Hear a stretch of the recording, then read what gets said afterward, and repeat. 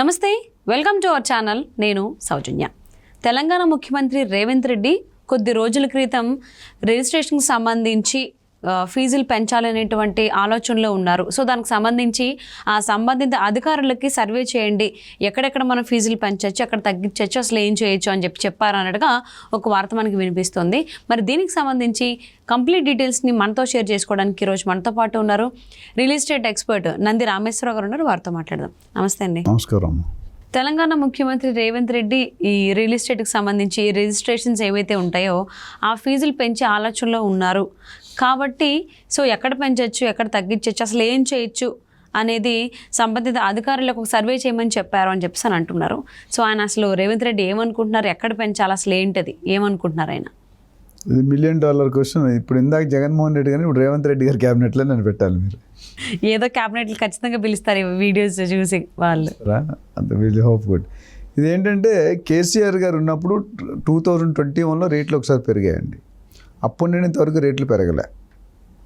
అయితే రేవంత్ రెడ్డి గారు సీఎం అవగానే ఫస్ట్ స్టేట్మెంట్ ఏమి ఇచ్చారు తెలుసా? రియల్ ఎస్టేట్ నా సొత్తు, నేను రియల్ ఎస్టేట్ ఏజెంట్గా కెరియర్ మొదలుపెట్టాను. మీరు ఇప్పుడు మాట్లాడుతున్నాను, నేను 20-30 సంవత్సరాల ముందు నుండి నా కెరియరే రియల్ ఎస్టేట్ బ్రోకర్గా స్టార్ట్ చేశాను. సో రియల్ ఎస్టేట్లో నాకున్నంత అవగాహన అంతకుముందు దాదాపు ఏ సీఎంకి ఉండకపోవచ్చు. సో నేను రియల్ ఎస్టేట్ని చాలా స్పెషల్గా తీసుకొని దాన్ని అభివృద్ధి చెందుతుంది. ఇప్పటివరకు హైదరాబాద్లో ఒక కోణంలో ఒక మూల జరిగింది, నేను తెలంగాణ స్టేట్ మొత్తం జరుపుతాను అనేది చాలా ఓపెన్ స్టేట్మెంట్ చేశారు. అది నిజంగా ఒక పాజిటివ్ థాట్. ఎందుకంటే గవర్నమెంట్కి 70,000-80,000 కోట్లు సంవత్సరానికి ఇన్కమ్ వస్తుంది real estate direct and indirect సోర్సెస్లో. సో అది అయితే రేట్లు పెంచాలని జనరల్గా మార్కెట్లో ఏమవుతుందంటే ల్యాండ్స్ కానీ ప్లాట్స్ కానీ ఏది కొనుక్కున్నా ఫుల్ వాల్యూ అనేది ఎక్కడ రిఫ్లెక్ట్ కావట్లేదు. అందరికీ తెలుసు, మినిస్టర్కి తెలుసు, డిపార్ట్మెంట్ వాళ్ళు తెలుసు, బయ్యర్ తెలుసు, సెల్లర్ తెలుసు. ఏంటంటే ₹1,00,00,000 ప్రాపర్టీ కొంటే 30 లక్షలు 40 లక్షలు ఎంతో ఉంటుంది, మిగతాది కనిపించదు. అందుకని ఇప్పుడు కూడా రియల్ ఎస్టేట్ 95% ఏమంటారు ప్రొఫెషనల్గా అవ్వలేదు, ఇంకా ఎంతో మారాల్సిన అవసరం ఉంది అని చెప్తుంటాం. ఓకే. సో ఇప్పుడు ఈ వాల్యూస్, ఇప్పుడు రేవంత్ రెడ్డి గారు 2 అంశాలు మాట్లాడారు. ఒక ల్యాండ్ రేటు సపోజ్ ఇక్కడ బంజారా హిల్స్లో తీసుకుంటే 45-50 వేలు గజం ఉంది అఫీషియల్ వాల్యూ. మార్కెట్ వాల్యూ 2 లక్షలు 3 లక్షలు ఉంది. సో ఈ గ్యాప్ని తగ్గించాల్సిన అవసరం ఉందా, రివ్యూ చేయమన్నారు. ఎందుకంటే గవర్నమెంట్కి ఇన్కమ్ పోతుంది. ఒకవేళ పెంచాలన్నా అక్కడ ఎక్కువ అనిపిస్తుందా తక్కువ అనిపిస్తుందా? ఒకవేళ ఎక్కువైతే తగ్గిద్దాం, తక్కువైతే పెంచుదాం. జనరల్గా గవర్నమెంట్ తగ్గించడం అనేది పెంచడమే ఉంటుంది జనరల్ నోటి. లాస్ట్ ఇన్ని సంవత్సరాలు ఒకటి చూస్తున్నాం. అదేవిధంగా స్టాంప్ డ్యూటీ కూడా రివైజ్ చేయాల్సిన అవసరం ఉందా? స్టాంప్ డ్యూటీ అంటే ఎవరైనా ప్రాపర్టీ కొనుక్కుంటే ₹1,00,00,000 ప్రాపర్టీ కొనుక్కుంటే 7.6% మనకు డ్యూటీ ఛార్జ్ చేస్తారు. మన ఎస్ఆర్ ఆఫీసు చలాన్ కట్టాలి. అంటే ₹1,00,00,000 ఎంత కట్టాలి? 7.6 lakhs. సో ఇప్పుడు ఈ ₹1,00,00,000 వాల్యూ 2 కోట్లు చేస్తే అదే ప్రాపర్టీ 15 లక్షలు వస్తుందిగా. అది ఐడియా. అంటే గవర్నమెంట్ అప్పుల్లో ఉంది, అది తెలిసిన వాస్తవం అందరికీ. ఎంత అప్పుల్లో ఉంది? 6 లక్షల కోట్లు అప్పుల్లో ఉంది. ఏపీ గవర్నమెంట్ 12 లక్షల కోట్లు అప్పు, మనకు డబుల్. పెద్ద అన్నయ్య అని చిన్న అన్నయ్య అయినా ఈ 6 లక్షల కోట్లు గండి పడిపోయింది. కాబట్టి గవర్నమెంట్ రన్ చేయాలంటే ఇప్పుడు శాలరీస్ వేయాలి, ఫ్రీ బస్సులు ఇవ్వాలి, ఇవన్నీ చాలా జరుగుతున్నాయి. స్కీమ్స్ ఉన్నాయి, 6 స్కీమ్స్ ఉన్నాయి. డబ్బు కావాలి కదా, డబ్బు లేకుండా ఏం చేస్తారు ఎవరైనా? సో ఆయన ఏం చేస్తున్నారంటే రియల్ ఎస్టేట్ని ఒక మేజర్ ఎజెండా. ఇప్పుడు ఎందుకంటే ఫార్మర్లో తగ్గింది, సాఫ్ట్వేర్లో తగ్గిపోయాయి, జాబులు పోతున్నాయి, అగ్రికల్చర్ అంతంత మాత్రం అన్ని గ్రీనరీ లేచిపోతున్నాయి. ఇప్పుడు ఏదైనా డబ్బులు వస్తుంది అంటే ఒకటే department, the only one and department, రోటీ కపడా మకాన్ అంటే రియల్ ఎస్టేట్. సో దానికి ఇందులో కనుక మీరు నెక్స్ట్ క్వశ్చన్ ఏమడిగారంటే ఎవరికి బెనిఫిట్ ఎవరికి లాస్ అంటే ఫస్ట్ డెఫినెట్గా సెల్లర్కి బెనిఫిట్. ఎందుకంటే ₹10 చేసాడు అనుకో, దాని వాల్యూ పెరిగిందిగా.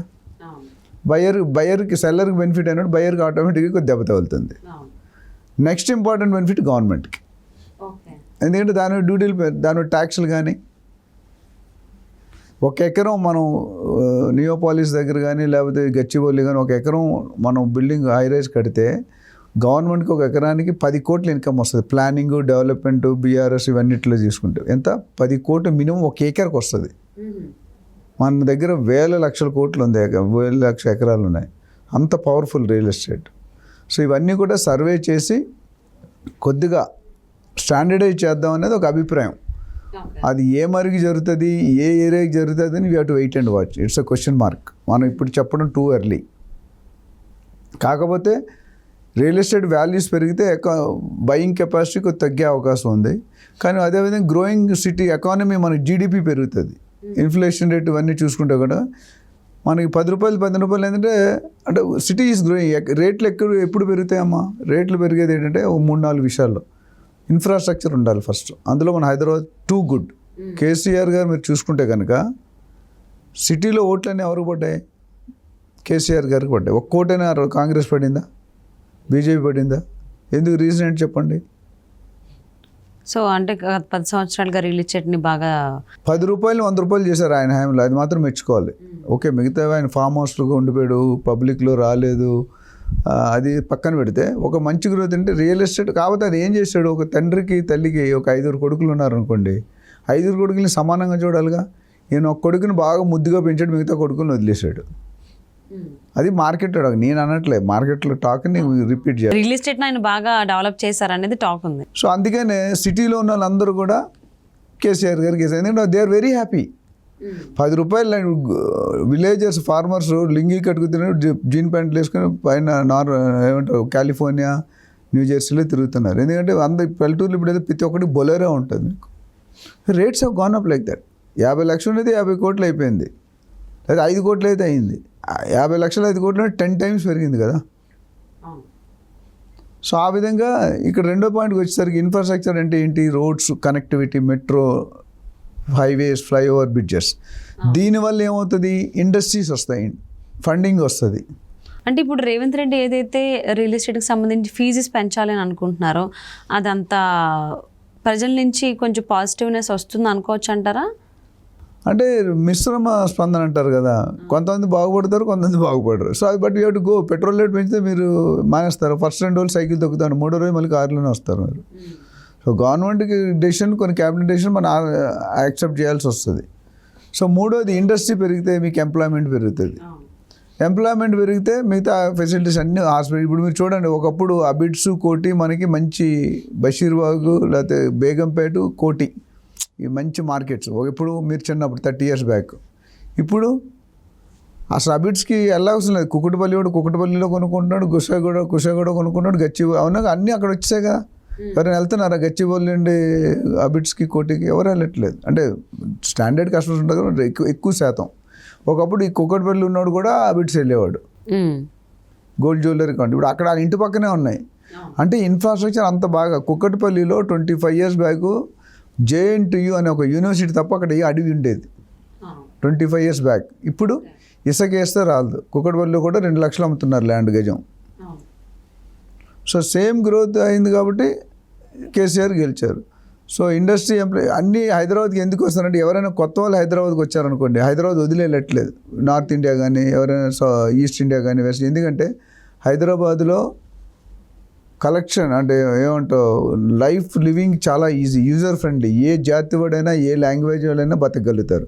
10,000 వచ్చాడు బతుకుతాడు, 50,000 వచ్చాడు బతుకుతాడు, 1,00,000 వచ్చాడు బతుకుతాడు. మిగతా స్టేట్స్ ఇప్పుడు మన వాళ్ళు చెన్నైలో బతకమనండి, అదే ఢిల్లీలో బతకండి. ఇప్పుడు ఇక్కడ మన హైదరాబాద్లో చూసుకుంటే రాజస్థానీస్, గుజరాతీస్, హిందీస్, పటేల్ టైల్స్ బిజినెస్ కానీ, స్వీట్ బిజినెస్ కానీ, హార్డ్వేర్ బిజినెస్ కానీ, వీళ్ళందరూ మన వాళ్ళు ఎవరు లేరు. చిన్న ఇల్లు రూమ్ అద్దె తీసుకుంటే తర్వాత ఆ బిల్డింగ్, ఆ ఏరియాలో 4 బిల్డింగ్ కొంటున్నాడు. వాళ్ళకున్న డెడికేషన్ వేరు, మనకున్న వాళ్ళకి బ్లడ్లోనే బిజినెస్ ఉంటుంది. మనం పుట్టిన తర్వాత బిజినెస్ ఎక్కిస్తాం బ్లడ్కి, అందుకని మనకి వాళ్ళకి చాలా తేడా ఉంటుంది. So coming back to your question ఏంటంటే, ఇప్పుడు ఏదైతే రేవంత్ రెడ్డి గారు ఉన్నారో ఎక్సైజ్ చేస్తున్నారు, పెరగడం. ఎందుకంటే 3 సంవత్సరాలు గ్యాప్ వచ్చింది, డెఫినెట్గా పెంచుతుంది. దానివల్ల గవర్నమెంట్కి ఆదాయం పెరుగుతుంది కాబట్టి డెఫినెట్గా పెంచుతారు. అయితే ఏ ఏరియా పెంచుతారు, ఎంత పెంచుతారు అనేది it's too early to discuss. We have to wait and watch. Okay అండి, థ్యాంక్ యూ సో మచ్ నాది రామేశ్వర గారు.